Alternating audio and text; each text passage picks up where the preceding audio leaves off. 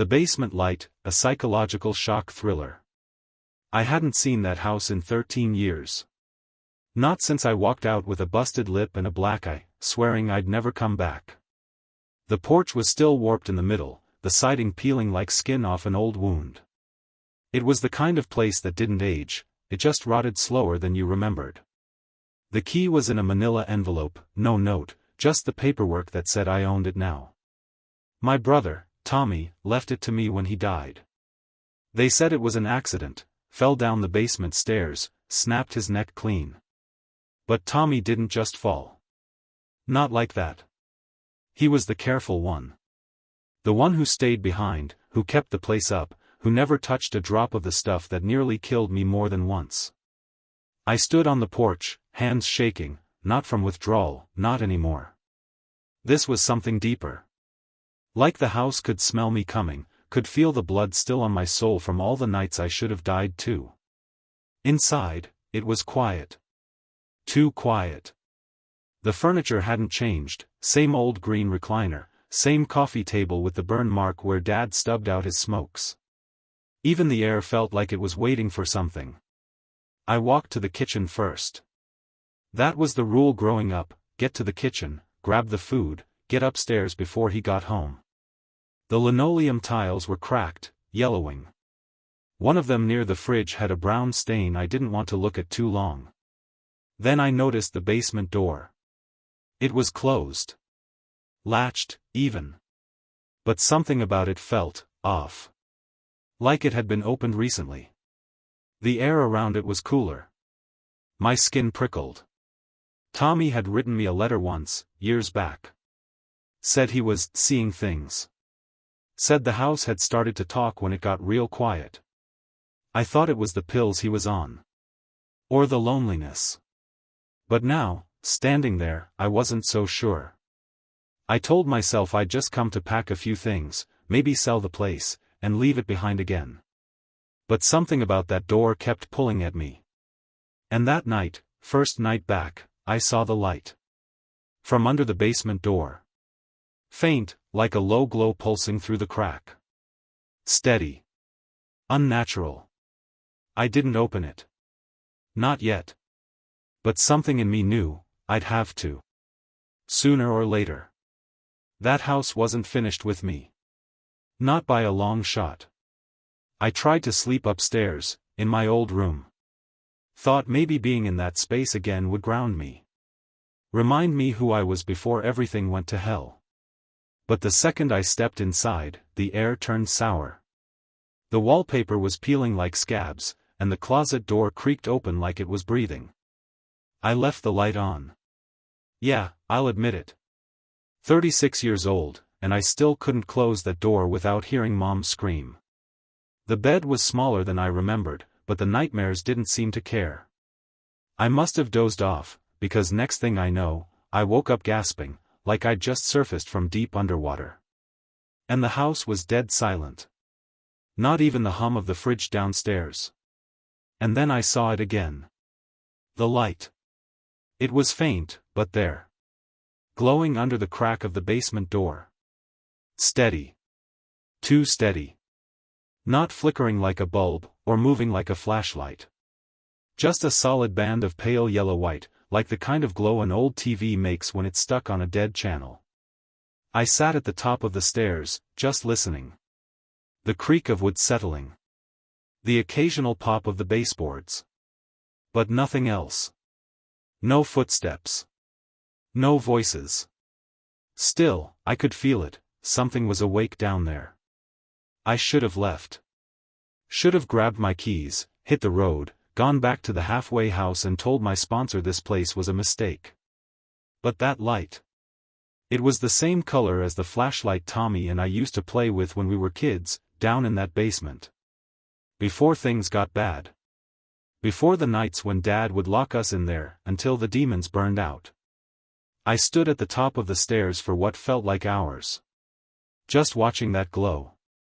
Then, like someone flicked a switch, it cut out. 1 second it was there, and the next, gone. No sound.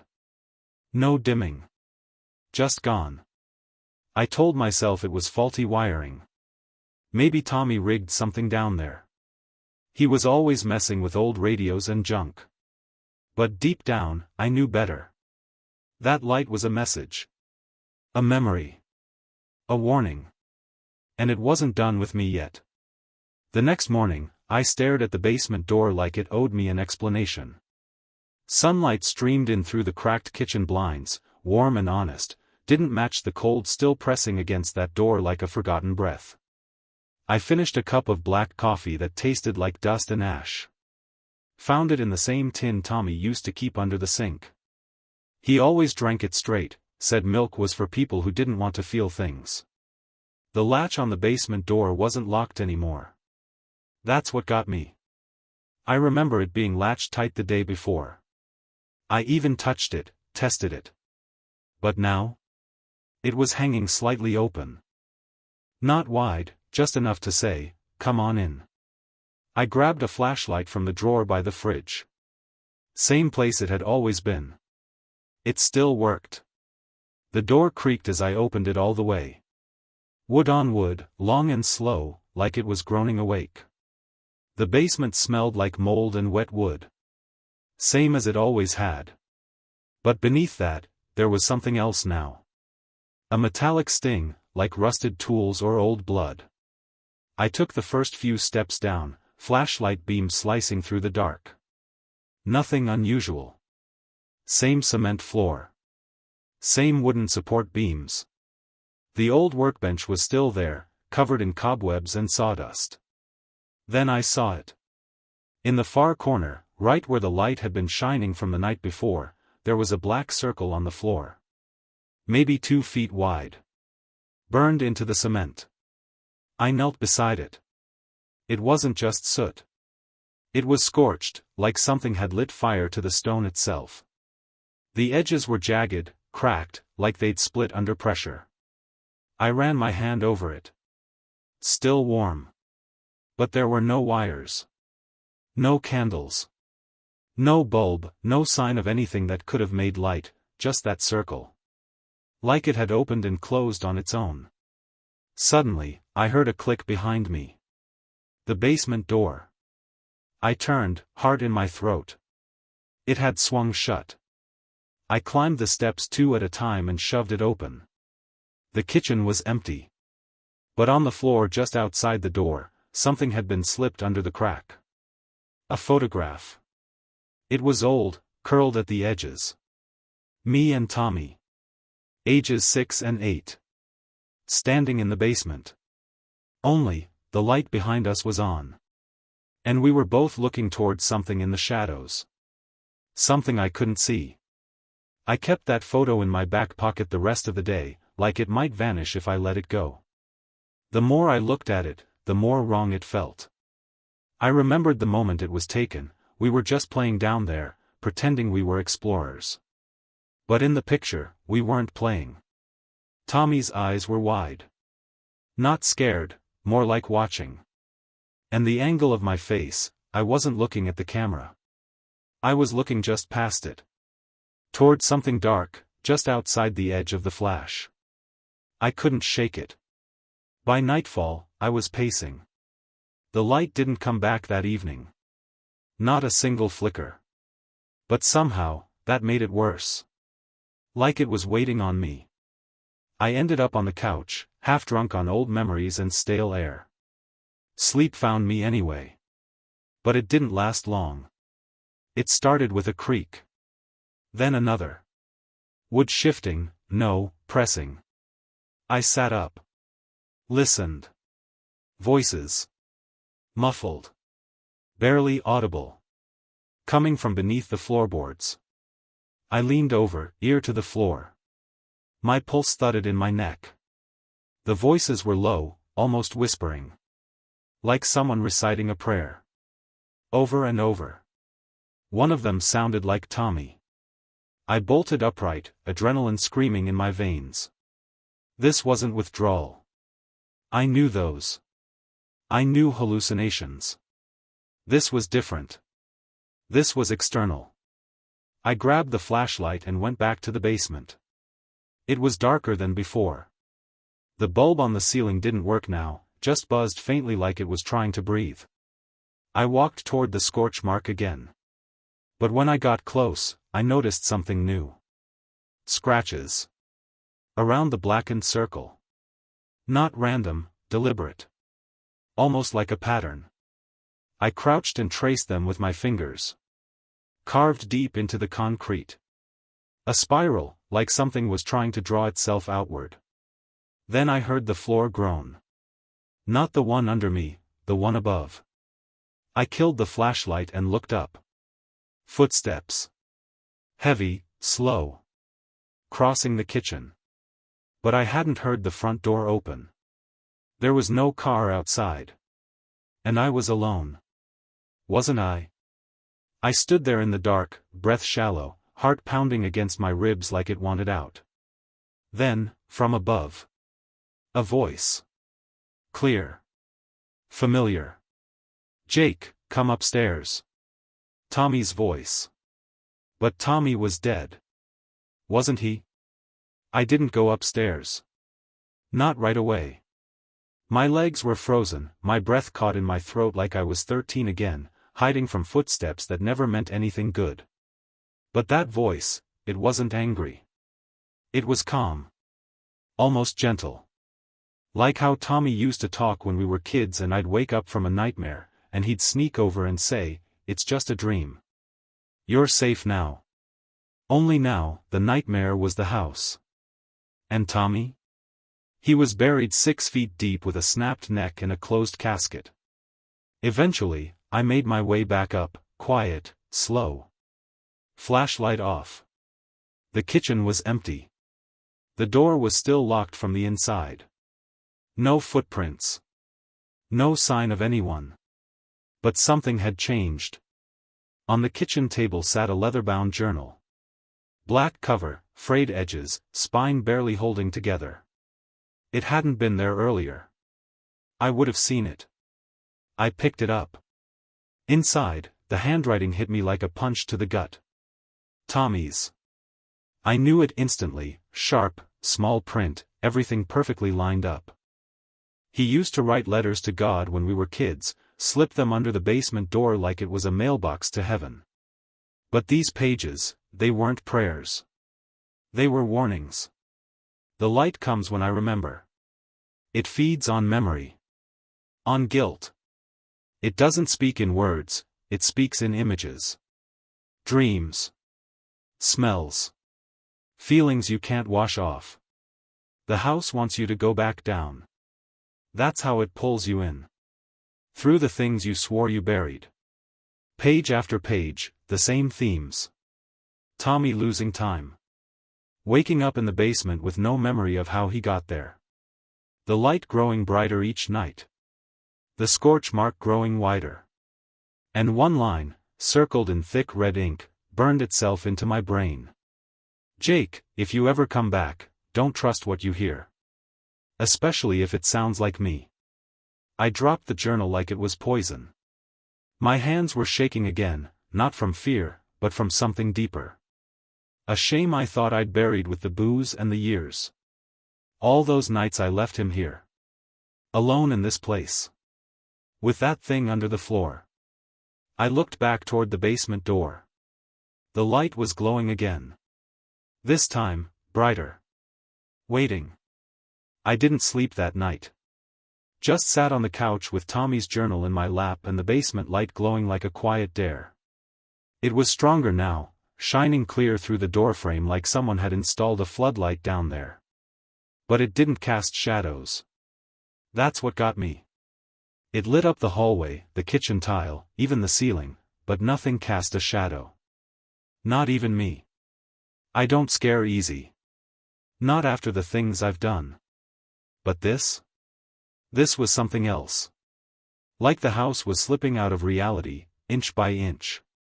Around 3 a.m., I made the mistake of going into the bathroom.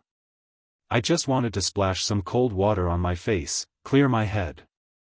The mirror was fogged, even though there hadn't been hot water in that house for years. I wiped it clean with my sleeve. And there it was.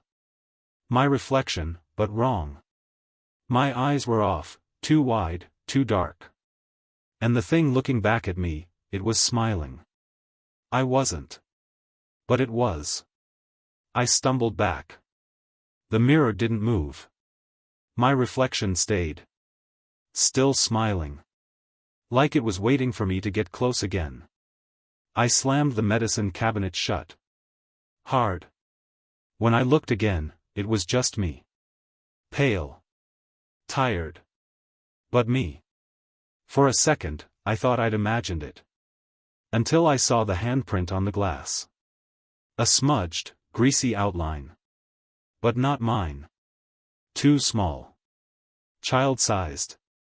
I backed out of the bathroom, breathing hard. Every inch of my skin buzzing like it didn't fit right on my body. That's when I heard it, scraping. Coming from behind the basement door. Not scratching, not banging, scraping.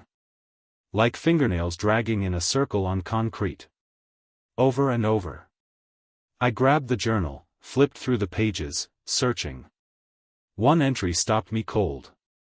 When the mirror turns, the next phase begins. That's when it starts to feed on who you used to be. I closed the book. Something in that basement wanted me to remember. Not just events. But who I was. Before I left. Before I ran. And whatever was down there, it wasn't done yet. It wanted all of me. Past and present. Sins and secrets. And it was pulling. Hard. The next morning, I stepped outside just to feel something real, air that didn't taste like dust and old grief.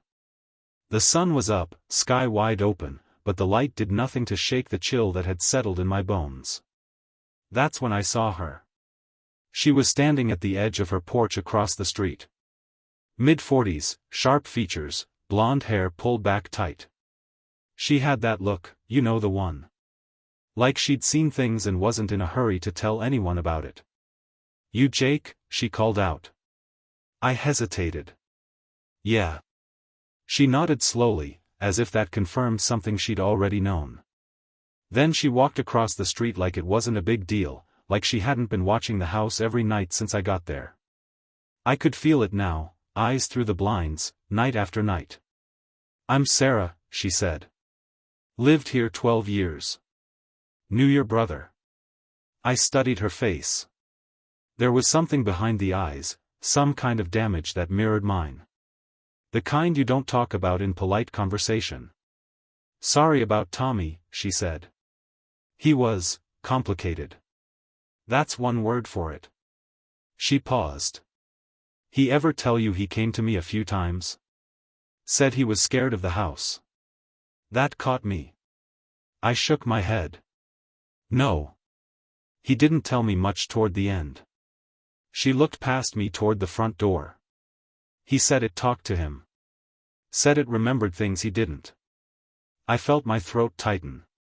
"Like what?" "He never got specific. Just said it showed him things he couldn't forget. Said there was something down there that needed memory to survive." I thought it was a metaphor for trauma or grief or whatever the hell therapists say. I looked at her. "You think he was losing it?" She didn't answer right away. Instead, she reached into her coat pocket and pulled out a small cassette tape. "He gave me this. Said to give it to you if you ever came back." I took it like it might burn me. Sarah held my gaze for a long second. "Whatever's in that house, Jake, it doesn't just want to be seen. It wants to be felt. Be careful what you let it show you." Then she turned and walked away, just like that. I stared down at the tape in my hand. It had one word written on the label in Tommy's handwriting. Remember. I didn't know it yet, but that word was about to open every locked door I'd spent a lifetime nailing shut. I didn't play the tape right away. It sat on the kitchen table for hours, untouched, like a loaded weapon. Truth is, I was scared. Not of what it might say, but of what it might unlock. But when night fell, and the basement light returned, brighter than ever, I knew I couldn't wait anymore. I rummaged through Tommy's old junk until I found his tape deck in the hall closet. Still had batteries in it, somehow. Still worked. I hit play. At first, static. Then a faint breath. Then Tommy's voice, low and ragged. Jake. I know how this sounds. But the house remembers us. It feeds on the things we try to bury. Every time I tried to forget what he did to us, the light came back stronger. It wants to be seen. Felt. Acknowledged. And if you don't face it, it finds other ways. His voice cracked. Then something else came through the tape, a sound I can only describe as scraping, like something heavy being dragged across stone. I made a mistake. I went deeper. I followed the circle. There's more down there than just memory. There's something alive in the remembering.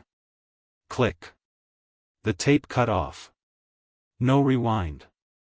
No side B. That was it. I stood frozen, that hollow hum vibrating in my spine. Then I noticed it, on the floor by the basement door. A trail.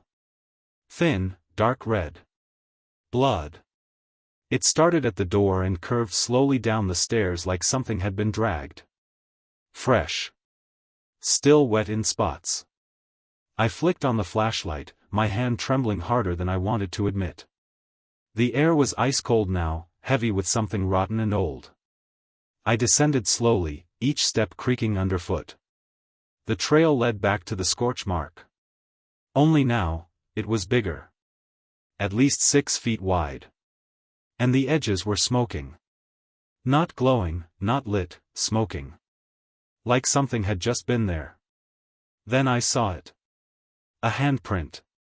Smeared in blood across the far wall. Not child-sized this time. Larger. Crude. 4 fingers only. And written beneath it, carved into the concrete. He's not the only one who remembers. I don't know why, but I looked up. Right above the mark, the ceiling had started to crack. Something was coming through.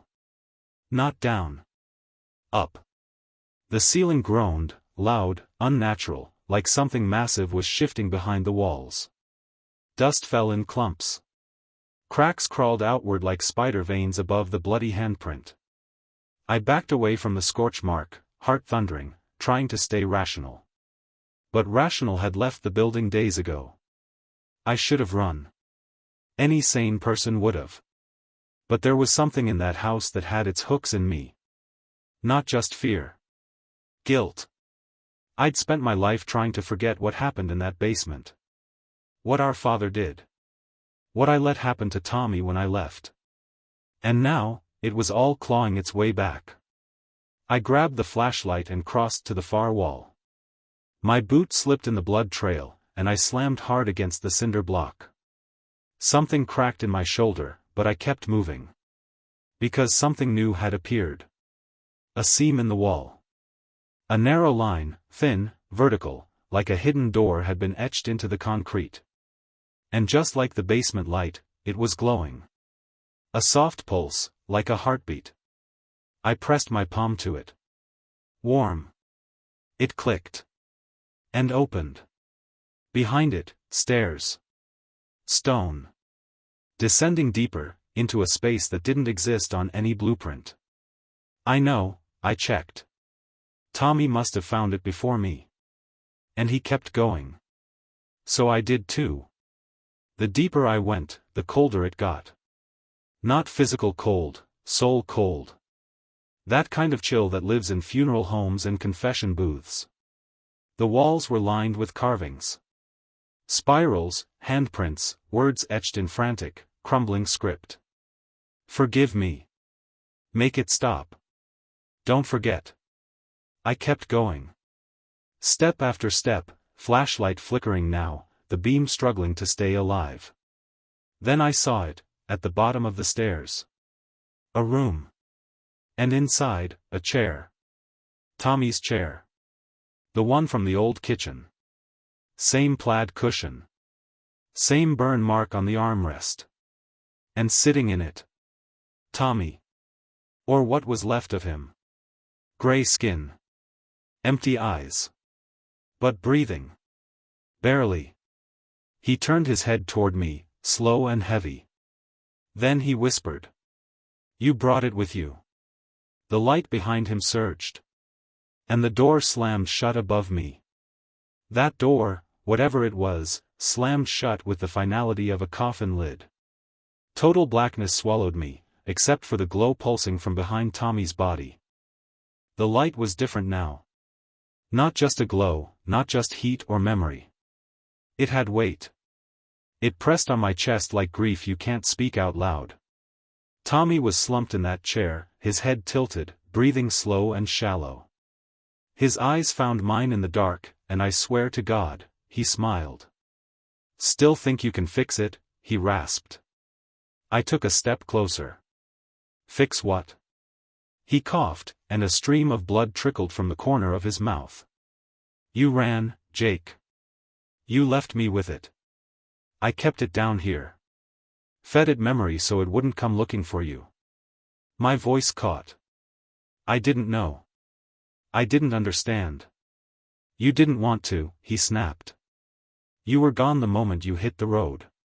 Behind him, the wall pulsed again. And now I could see it. A shape. Not fully formed. Something twisting in the light. Arms too long. A head that wasn't a head at all, just a blur of faces, flickering in and out like old film. I saw mine. Tommy's. Our fathers. Our mothers. All of them. All the people we tried to forget. It feeds on what we bury, Tommy whispered. Shame. Pain. Regret. Every time you pretended none of it happened, it grew stronger. I dropped to my knees. What do I do? Tommy's hand lifted, shaky, trembling, and pointed to the scorch mark behind the chair. It was glowing bright now, wide enough to swallow us both. You go in, he said. You face it. Not like a victim. Not like a coward. You walk into that light with your eyes open and your memory whole. I don't even know what it is, I said. He looked at me, really looked, and in that moment, he wasn't dead anymore. He was just my brother. Tired. Hollowed out. It's us, he said. Everything we tried to pretend never happened. The light surged one final time. I stood. And I stepped in. Not to fight it. Not to flee. But to own it. I woke up the next morning on the basement floor. No scorch mark. No door. Just the cold concrete and the smell of dust. Tommy was gone. So was the light. But when I looked in the mirror upstairs, I saw myself. Whole. For the first time in years. Not because the house was clean. But because I finally wasn't hiding anymore. And that? That was enough.